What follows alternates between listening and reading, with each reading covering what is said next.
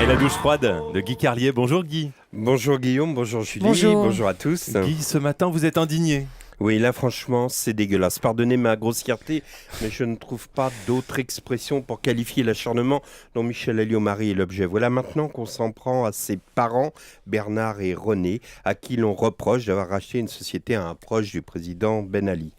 Alors qu'au contraire, on devrait les féliciter, car Bernard et René sont un exemple pour la France, je dirais même pour la jeunesse française. Car les parents de Mam, c'est la France qui ose, la France qui entreprend, la France qui parie sur l'avenir. Alors où les feignasses gauchistes pleurnichent sur les délocalisations ou pour 2 malheureuses années de cotisation de retraite supplémentaires, Bernard et René, eux, n'hésitent pas à sauter dans un avion pour aller signer des contrats à l'étranger. Comment? Qu'est-ce que vous dites? Bernard a 94 ans et René 92, et alors? Ce sont des nonagénaires Barbara Gould, des entrepreneurs comme on aimerait tant que les Français le soient. Ce sont des héros qui ont le regard tourné vers l'avenir. S'ils viennent de racheter les parts de cette société tunisienne, c'est parce qu'ils savent qu'en à peine 3 ans, ils auront perçu le retour sur investissement et que dans 7 ans, ils pourront la revendre en faisant la culbute. Et à 101 ans, René créera une start-up tandis que Bernard réinvestira dans un pays émergent où il a déjà acquis un terrain afin de construire un complexe pétrochimique dont la mise en exploitation est prévue pour juillet 2024. Bernard aura alors 107 ans, mais comme il faut être raisonnable, dès que ce complexe pétrochimique aura atteint son seuil de rentabilité, c'est-à-dire si tout va bien au bout de 4 ans, il compte revendre ses parts en 2028. Les parents de Mam, c'est la France qui gagne.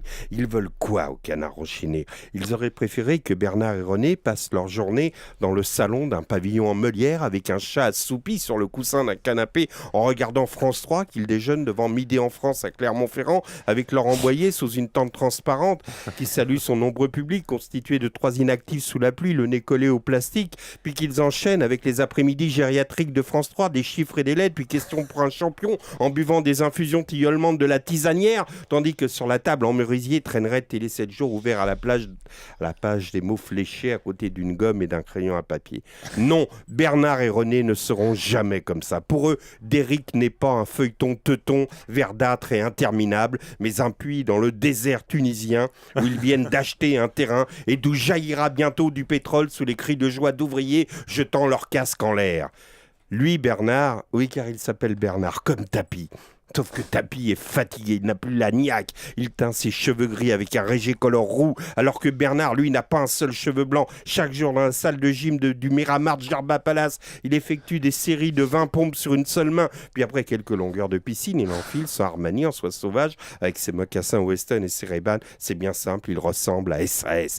Et le soir, pour fêter la signature de contrat, les parents de Mam, c'est vodka Red Bull dans les boîtes à la mode de Tunis. À ça, Bernard et René ne sont pas les derniers sur le dance floor du Hannibal Macumba, et tandis qu'au loin le muezzin appelle à une prière nocturne, ils rentrent à l'hôtel en marchant sur la plage.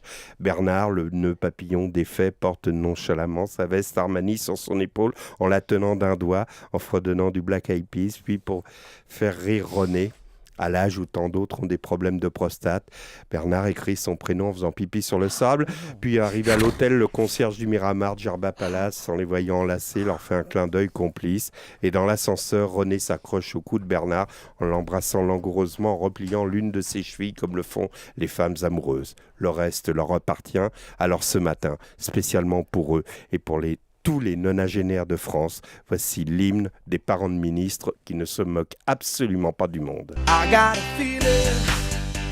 Black Eyed Peas.